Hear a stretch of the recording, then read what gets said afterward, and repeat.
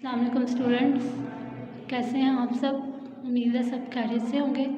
आज हमने उर्दू के जो काम करना है वो हमने आज कहानी करना है।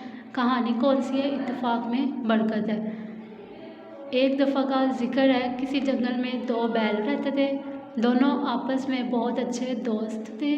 वो आपस में बहुत इत्तेफाक से फिरते फिराते हर जगह इकट्ठे घूमते थे।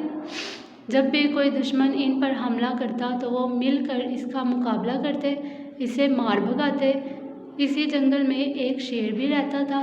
वो हर वक्त इसी कोशिश में रहता था कि किसी तरह इन बैलों का शिकार करे, मगर बैलों के इत्तेफाक की वजह से वो अपनी इस कोशिश में कभी कामयाब ना हो सका।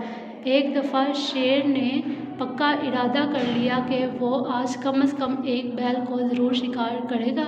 शाम का वक्त था, बैल जंगल में चर रहे थे।